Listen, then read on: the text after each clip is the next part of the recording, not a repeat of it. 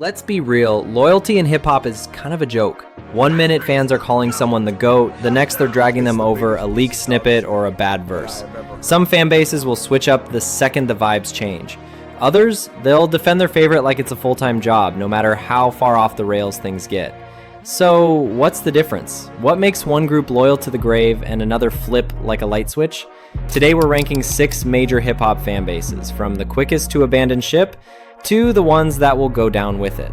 Let's break it down. Drake fans love him, until, well, they don't. Every release kicks off the exact same cycle.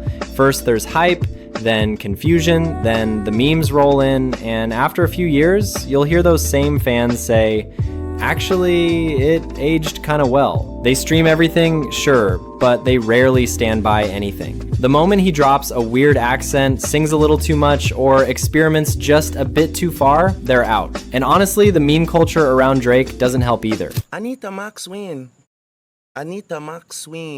Every new album gets chopped up into punchlines the second it drops. The whole Drake the type of guy to meme makes a comeback, and clips of him dancing or trying something new go viral before the album even finishes its first spin. Twitter, or X I guess, floods with posts about how he's lost it, only for those same people to claim he's back a month later. Even on tour, fans show up heavy, but if he skips the Take Care or Nothing Was the Same classics, they start complaining. They want nostalgia Drake. That's the version they fell in love with, and they expect to get it every single time. So why does this keep happening? Well, it's because Drake is pop level famous. His fan base is wide, like massive, but it's not exactly deep. Casual fans don't really have the patience for reinvention. They're not looking for growth. They want mood music, Instagram captions, and consistency. Loyalty? Yeah, that doesn't really describe them. They're more like seasonal subscribers. Now, to be fair, there are fans who genuinely appreciate his range. Some still argue that Honestly Nevermind was a misunderstood house pop gem, and they'll defend it all day. But a lot of people, they just want Marvin's Room on repeat. The switch up always comes when the vibes shift just a little too far. Frank Ocean fans are deeply passionate. Like, not just regular music fans, we're talking full-on poets. Super attached, super invested, but they're also kinda on the edge, like dangerously close to a breaking point. One bad live show, they turn. A delay in music, they start spiraling. That Coachella set, yeah, that was the moment. What was supposed to be this big emotional comeback just ended up breaking a lot of hearts. Twitter was a mess. People were posting crying videos, long disappointment threads, and jumping straight into the "he owes us" talk fast. The memes shifted overnight. 1 minute it's Frank is a genius, next it's full-blown group therapy. And on Reddit, people were half joking that being a Frank fan feels like dating someone who's emotionally unavailable. Like, it's funny, but it's also kind of real. And look, this is why fans act like that. Frank doesn't give us anything to hold on to. No teasers, no surprise singles, no IG lives, no interviews, nothing. So when something finally happens, it feels huge. And if it doesn't hit just right, it's a crash. His music is so personal and layered that people attach their own lives to it. Being a Frank fan honestly feels spiritual until it starts to feel like you're just being ignored. That deep emotional connection turns into burnout if it drags on too long. They're loyal for sure, but once that loyalty starts feeling one-sided, that's when the chaos kicks in. Travis fans used to be a full-blown cult, like ride or die, no questions asked. Now they're more cautiously optimistic. Back when Astroworld dropped, he could do no wrong. LaFlame was basically a rave god. Everything he touched felt larger than life. But then Utopia came out, and that's where things got complicated. Twitter had a full-on civil war. Half the fan base was calling it Travis at his creative peak, the other half making memes about how the second half of the album felt like a Cardi cosplay. His live shows still go hard, they always will, but even fans will quietly admit it doesn't feel quite like the pre-2021 era. The Astroworld tragedy left a real scar, and whether people say it out loud or not, it changed the way some fans connect with him. There was a time when his merch drops felt like Supreme. People were going nuts just to cop a hoodie. Now, the hype is still there, but it's cooled off. People aren't foaming at the mouth like they used to. His brand is evolving, and honestly, so is his fan base. They don't move like a hype cult anymore. They move like investors. They're still here, still tuned in, but they're watching the charts, watching the headlines, kind of keeping one foot out the door just in case. They haven't jumped ship, not yet, but the love, yeah. It's not blind anymore. One more mid-album and a few of them are going to pivot to Cardi like none of this ever happened. Okay, now moving to Kanye himself. Nobody's been through more emotional abuse than Kanye fans, seriously. He's dropped straight-up classics, turned to gospel, gone on wild political rants, and sparked headlines that make you double-check your screen. And yet, somehow, his fans always find a way to say, he's just misunderstood. The whole old Kanye versus new Kanye meme, that's been around since Yeezus.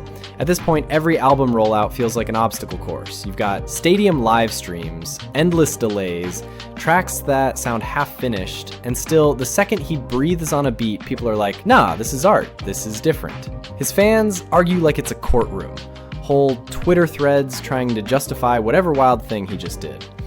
And even when there's no defending it, they'll hit you with the classic, but musically, he's still a genius. And honestly, here's the thing. Kanye fans don't just love him.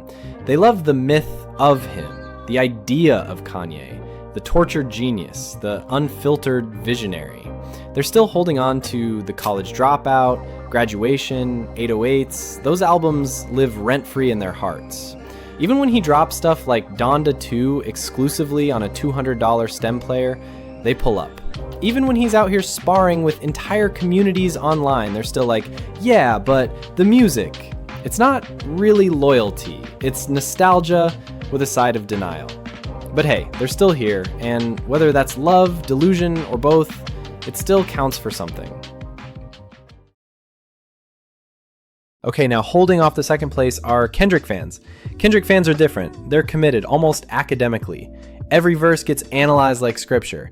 Every pause is treated like meditation. Even when Mr. Morale and the Big Steppers left casual listeners confused, the real fans, they wrote essays defending the storytelling. You don't see Kendrick fans making memes to clown him. Instead, they're on TikTok breaking down rhyme schemes, catching hidden metaphors, connecting dots you didn't even know were there. And when he disappears for years at a time, they just say, he's living life, let him cook. They still quote To Pimp a Butterfly like it's gospel. They treat his Pulitzer like it was a Grammy for the entire culture. Because to them, Kendrick's not just a rapper. He's intentional. He doesn't overexpose himself.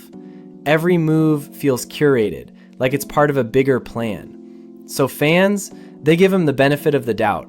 They believe there's a deeper reason behind everything he does. Sure, some might quietly admit they missed the bangers. They might whisper about wanting another damn, but disrespect him, say he fell off? Never.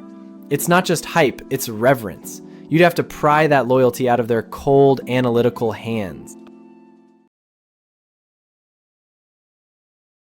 Now a rapper with the most amount loyal fan base got to be Tyler. They've followed him through it all.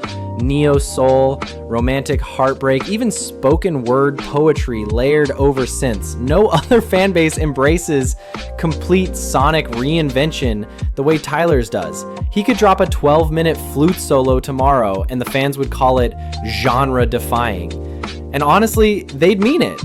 When Cherry Bomb dropped and critics panned it, fans stood by it. They defended the chaos. When Igor came out and he fully ditched rapping, they hailed it as his best work. Tyler's fans are emotionally in sync with his evolution. They feel the shifts right along with him.